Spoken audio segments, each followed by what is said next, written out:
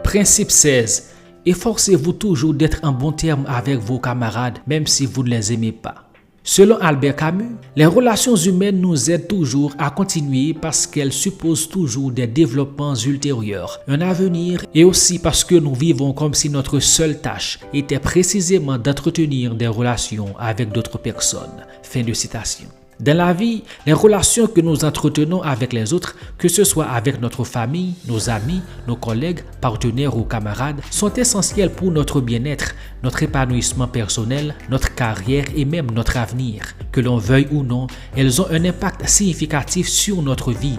Si vous savez bien les soigner, elles peuvent être une source de bonheur pour vous.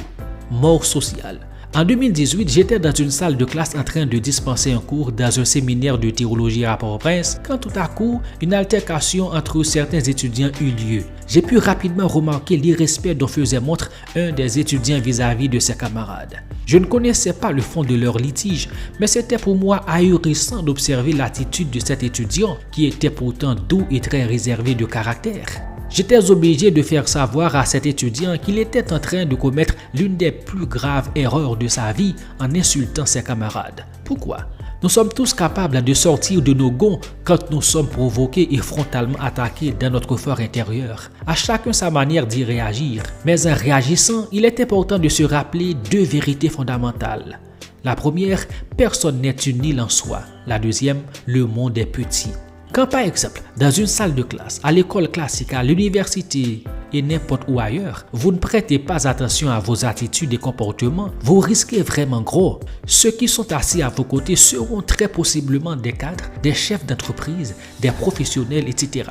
Demain, il se pourra que vos chemins se recroisent et que vous aurez besoin d'un contact très important. La première image qui leur viendra à l'esprit est votre comportement grossier. Je vous assure que cela peut être un obstacle majeur pour obtenir un service et même réaliser un projet important.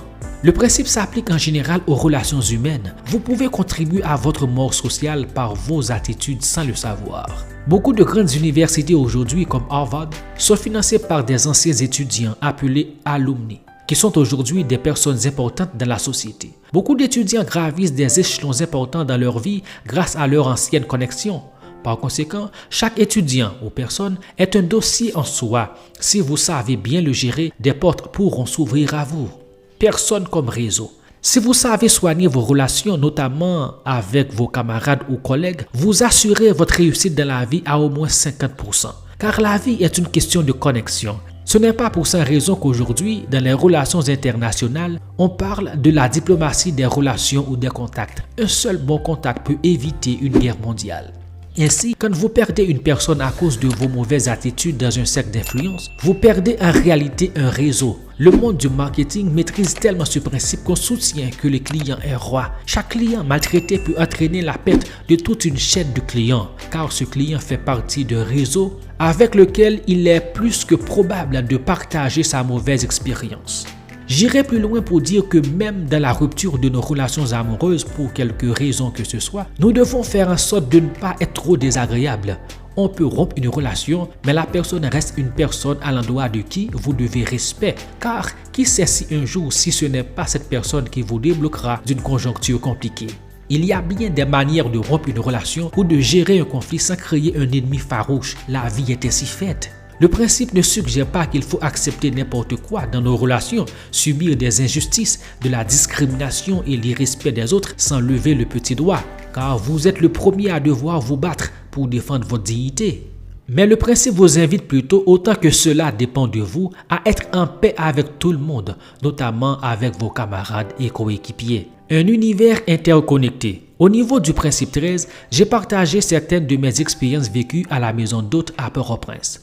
En 2018, suite aux différentes crises socio-politiques qui secouaient le pays, la famille missionnaire était obligée de retourner s'installer au Canada. Quelques mois plus tard, ce fut mon tour de déménager en Afrique. Même si avant leur départ, je ne vivais plus sous leur toit, l'ironie du sort, c'est que cette même famille, qui allait endosser de plus grandes responsabilités dans sa carrière missionnaire, devenait automatiquement mes supérieurs hiérarchiques puisque nous faisions partie d'une même dénomination internationale et d'un même champ de mission.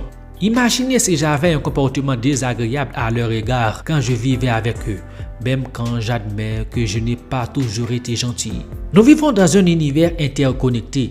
La nature nous en donne la preuve quand l'équilibre entre les espèces n'est pas respecté ou est menacé. Par conséquent, nos attitudes et choix ont des conséquences cosmiques. Chaque personne bien traitée et chaque dignité respectée et honorée sont un bienfait que vous accordez à vous-même et qui sait à vos progénitures.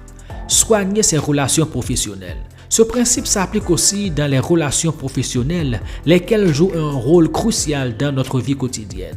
Certaines personnes sont très susceptibles et conflictuelles. Elles ne parviennent pas à avoir de la stabilité professionnelle et laissent souvent leur travail en catastrophe en créant de nouveaux ennemis inutilement, sans se soucier des conséquences que cela peut avoir sur la suite de leur carrière.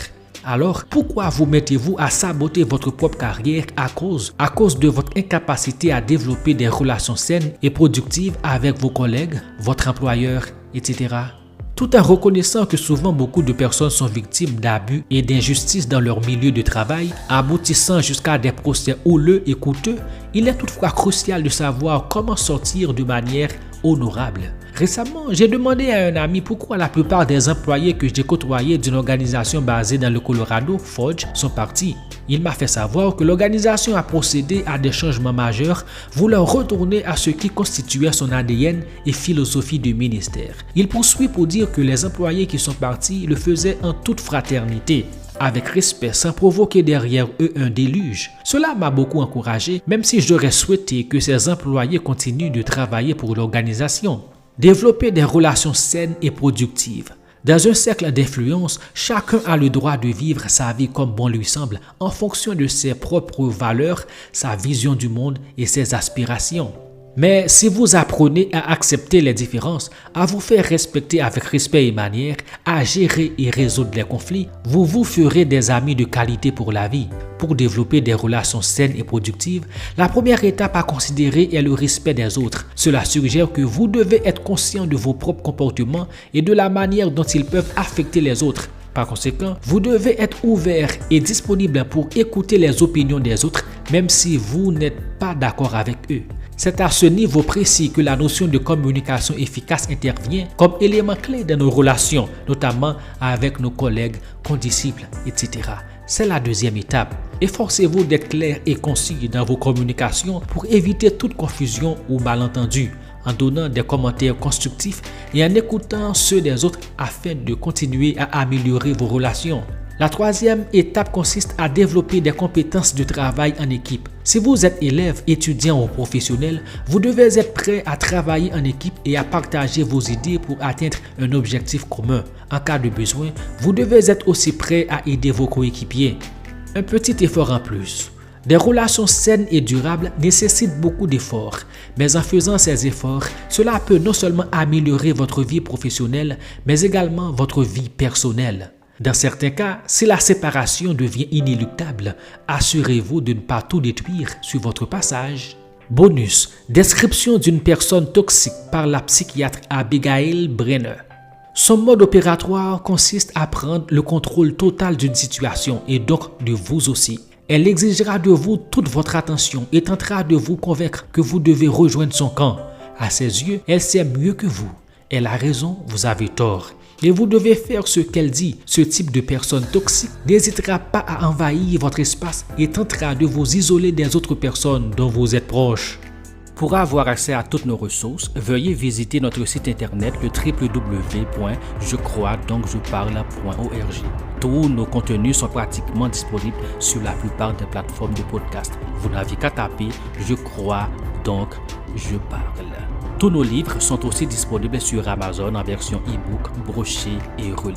Merci d'intégrer notre communauté. Merci de partager et de consommer nos contenus. Que Dieu vous bénisse abondamment. Grandissons ensemble dans la grâce et la connaissance de Jésus-Christ, notre Seigneur.